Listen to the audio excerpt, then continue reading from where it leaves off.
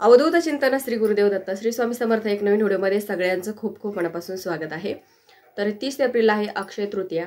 3.5 मुहूर्तापैकी एक मुहूर्त शुभ मुहूर्त त्या दिवशी मानला जातो। कोणत्याही कामासाठी कोणत्याही वस्तूची खरेदी करण्यासाठी सोनं चांदी गाड्या प्रॉपर्टी किंवा शुभ कार्य काही सुरू करायचं असेल तर त्या दिवशी आपण करू शकतो। लग्न कार्य सुद्धा त्या दिवशी होतात। त्यासाठी मुहूर्त वगैरे बघायची गरज नसते।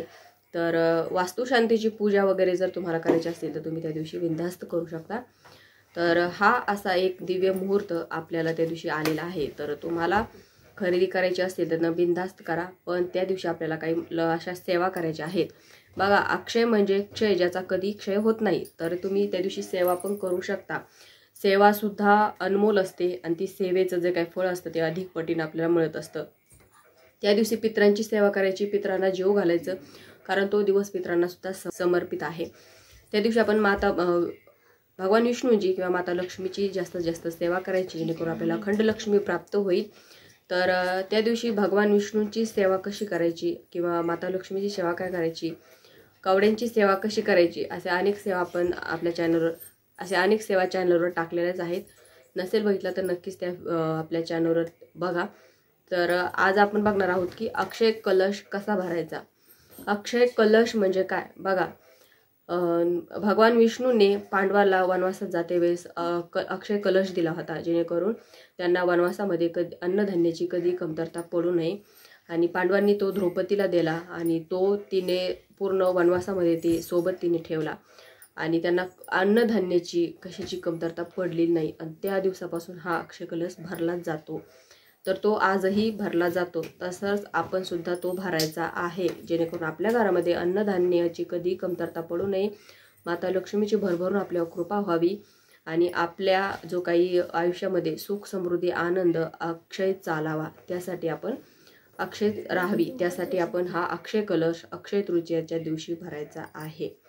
तर कसा भरायचा बघा, एक मातीचं भांडं आणायचं। मातीचं भांडं म्हणजे कसं, आपण तांब्यासारखं जे मातीचं भांडं मिळतं ते आणू शकता, किंवा घरी जो देवाचा तांब्याचा तांब्या असतो तो सुद्धा घेऊ शकता, पण मातीला महत्त्व आहे, त्यासाठी मातीचा भेटला तर अतिउत्तम, नसेल भेटला तर आपला घरचा तांब्याचा पण वापरू शकता।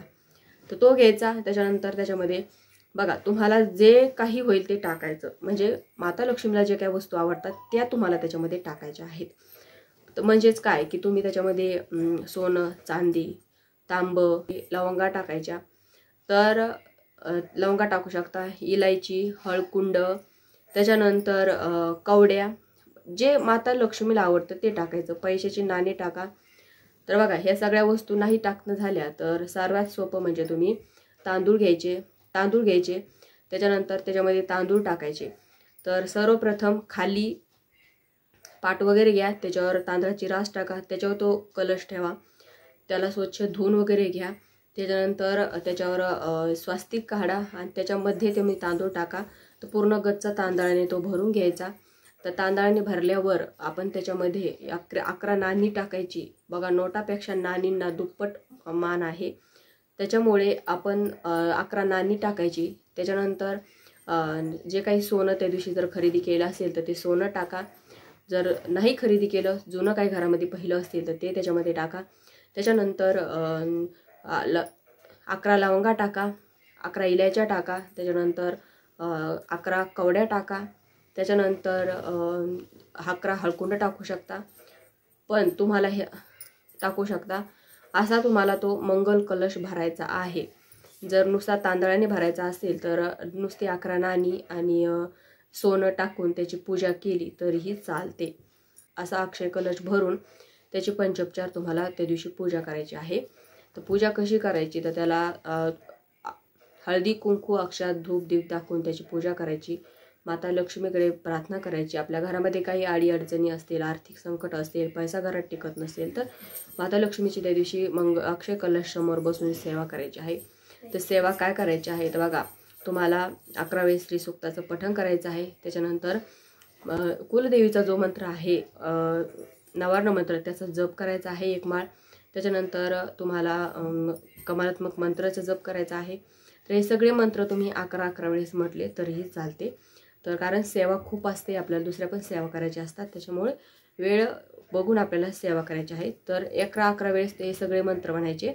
तर नवार्ण मंत्र 11 वेळेस म्हणा, त्याच्यानंतर कमलात्मक मंत्र 11 वेळेस, त्याच्यानंतर विष्णू गायत्री मंत्र 11 वेळेस, लक्ष्मी गायत्री मंत्र 11 वेळेस, कुबेरांचा मंत्र 11 वेळेस म्हणायचा आणि 11 वेळेस श्री सूक्ताचं पठण तुम्हाला अक्षय कलश जो आहे त्याच्यासमोर बसून तुम्हाला या पूर्ण सेवा करायची आहे, जेणेकरून त्या सेवा आपण केल्या की ते पूर्ण सिद्ध होतं आणि नंतर मग माता लक्ष्मीची भरभरून आपल्यावर कृपा होत असते. आपल्या घरामध्ये कधी पैशाची किंवा कधी आर्थिक संकट येत नाही, आपल्या घरामध्ये धनधान्याची कमतरता पडत नाही, सुख समृद्धी आपल्या घरामध्ये नांदत असते. तर हा असा अक्षय कलश साक्षात भगवान विष्णूंनी भरलेला आहे. त्याच्यामुळे आपल्याला हा आपल्या घरामध्ये भरून माता लक्ष्मीची तुम्हाला सेवा करायची आहे, जेणेकरून जिथे भगवान विष्णूंची सेवा होते तिथे माता लक्ष्मीची अखंड कृपा प्राप्त होत असते. तर हा कलश तुम्ही दिवसभरातून कधीही भरू शकता. म्हणजेच काय, तर तुम्ही सकाळी जेव्हा देवपूजा करता त्यावेळेस पण भरू शकता, कारण याला जास्त वेळ लागत नाही. फक्त तुम्हाला वेळ लागतो तो सेवेला लागेल. तर सकाळी भरू शकता, तुम्ही दुपारी भरू शकता, सायंकाळच्या वेळेस भरू शकता, जेव्हा लक्ष्मी घरात येते त्यावेळेस सुद्धा तुम्ही हा कलश भरू शकता. त्याच्यानंतर संध्याकाळी पण तुम्ही हा भरू शकता. जेव्हा तुम्हाला भरायचा आहे तेव्हा भरा, पण नक्की त्या दिवशी तुम्ही हा कलश अशा प्रकारे भरा, जेणेकरून तुमच्या घरामध्ये कोणतेही दुःख राहणार नाही. तर नंतर आपण जे काही मग अक्षय कलश भरलेला आहे त्या सामानाचं काय करायचं, तर दुसऱ्या दिवशी आपण जेव्हा आता तो अक्षय कलश आपण भरलेला आहे त्याच्यावर सेवा केली आहे, त्या दिवशी पूर्ण दिवसभर तो तसाच ठेवायचा, रात्रभर पण तसाच ठेवायचा.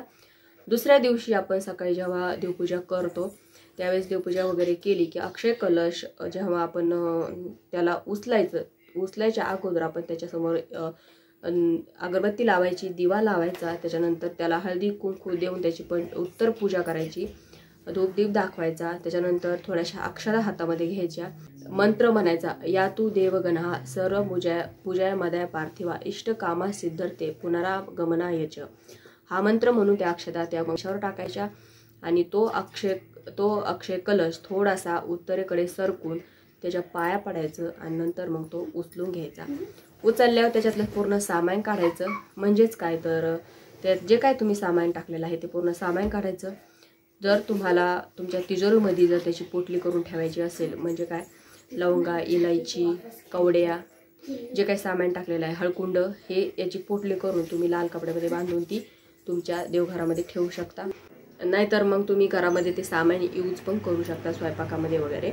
आणि जे तांदूळ आहेत ते सुद्धा तुम्ही तुमच्या जे घरामध्ये तुमचे तांदूळ आहेत त्याच्यामध्ये पण टाकून नंतर ते यूज करायचे. तर असा हे अक्षय कलश तुम्हाला अक्षय तृतीयेच्या दिवशी नक्की भरायचा आहे.